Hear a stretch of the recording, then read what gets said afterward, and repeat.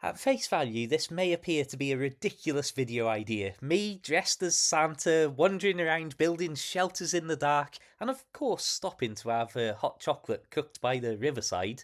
But I'm hoping it will actually prove a useful and entertaining way to highlight a point as to why I have got so massively into bivvy and tarp camping during the previous 12 months of this year. And that's because even in the dark, even in my outrageous costume, and even trying to do everything for the sake of the camera rather than just setting things up as I would if I wasn't being filmed, it takes no time at all and it's really easy to handle the tarps.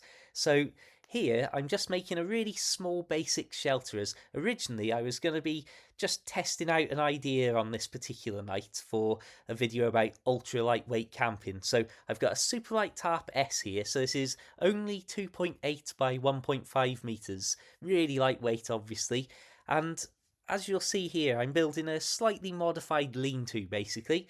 So I've pegged in those rear two corners of the tarp. Now I'm going to grab a guy line, a peg, and one of my trekking poles. I'm going to the front edge of the tarp, and I'm going one loop in from the corner there and guying that out. So you can see straight away we've got a very poor quality shelter there. But as soon as we do the same on the opposite side, again using the loop one in from the corner, you can see we've immediately got a lean-to shelter that's got some, let's say, flappy corners at the edges. And I'm sure that you can see what's about to happen next. We're going to add a guy line through each of those flappy corners and then peg those out. And this is a really simple shelter. This is the sort of shelter that I would use normally if I was out walking or hiking and I wanted to just stop for a rest and have something to eat. Maybe cook up a magical hot chocolate to restore my legs on a particularly hard hike. And having those corner flaps down just means that you can give yourself a little extra protection from the elements. In this particular case, though, you can see there's basically not a breath of wind in the air. So this was purely just doing it for the sake of doing it. And just a quick note on the customization. If I did find that there was a bit of wind and I was out walking, for example, you can obviously change how out or in those pointy corners, the wings of it, I'll call them, actually are. So you can have it more enclosed if you want to. I'm just going to show you a couple of random clips for a few seconds here of different types of shelter you can make with this small tarp, just to try and illustrate that even with a tiny tarp, you've got so many options. And like I say, that customization is ludicrous. So here's a variation of the type I'm building on the Santa Night. And you can see if I wanted to, if I was in really bad conditions, I can actually lower the trekking poles so that both of those outside wings, as I call them, were both actually completely touching the ground on either side. And obviously, I'd have very little headroom though. But on this particular night, I'm just here having a bit of a fun time, testing out video concept ideas that I thought might actually roll out to be quite an amusing little Santa Christmassy bonus video. So here we are. And like I say, I hope that it's helping to illustrate the point I make of even in the dark, trying to do it for camera, dressed as Santa, and that's before even mentioning how ridiculously soft and wet the ground is and how tufty and bumpy it is. You can see it in the background there, and yet it still is really quick and easy to build these shelters. Just a note on the ground sheet I'm using there, that is one of these generic, almost non-branded poncho tarp hybrids that I got from Amazon, so there's nothing fancy with that, although I noticed now I'm editing it, I've actually got it upside down there. And the bivvy bag I'm using here, again, just on the theme of the super light camping concept that I was testing out originally on this particular night. It's just a basic mountain warehouse bivvy bag. It's almost just a waterproof sack, and the sleeping bag that's in there is just an absolute rubbish, thin, lightweight one. Nothing to write home about there. And if you're really curious, that is an Amazon Basics air mattress. And like I say, I just wanted to test out this, and I thought, you know what? This is helping to prove and build the case that I've been saying about how easy tarp and bivvy setups are to use. And even if I'm here with a fake beard on, yes, I know, sorry to spoil the magic, that is not my real facial hair. Even with that and my glasses steaming up as I'm breathing inside it, it's still really straightforward and really, really quick to get this set up. And of course, the reverse is also true when it comes time to break all this down and put it in the rucksack, because it's not like you've got special tent poles and things like that. you really can. And what I do, I think, at the end of this video is I just leave the sleeping bag in the bivvy and I just shove that straight in. So yeah, as you can see here, I am in the bivvy, and that's as quick and easy as just a simple setup like this is. Like I say, if the weather got worse, I can literally, without even probably having to get out of the bivvy fully, I can lower those trekking poles, move the guy lines and tighten them up so that on the top and the bottom end of that very basic shelter, those edges of the tarp will meet the ground and enclose me far, far more to hopefully keep me away from the scary wind and rain.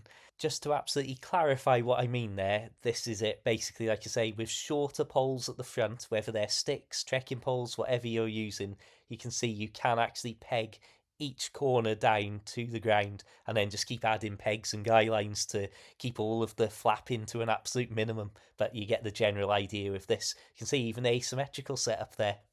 So, as I say, this was not meant to be a bonus video, really, but hopefully, because I just did so much filming, this has turned into at least a slightly entertaining chance for me to talk to you with some unusual footage of me dressed as Santa on the screen.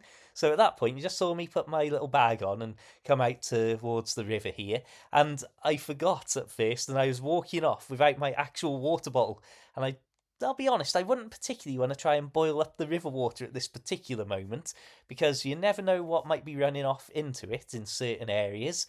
And after all of the recent flooding with the water still receding, I never tend to boil up water I find in nature. I'd rather carry the weight, to be honest, just in case. So this is my Trangia stove, the mini cook set, and I've got to say this is one of my favourite things ever. I absolutely love using this. I won't bore you, just like all the tarp videos and tarp tutorials and camping adventure videos I've done this year. I want to just say there are loads of videos of the Trangia tutorials, sort of review type hybrid videos. You'll just see me using an awful lot if you subscribe and check out my other videos. So, as you can see, I've lit it with a match in this case. I have successfully, and on camera, on an adventure, successfully lit it with a spark from a ferro rod.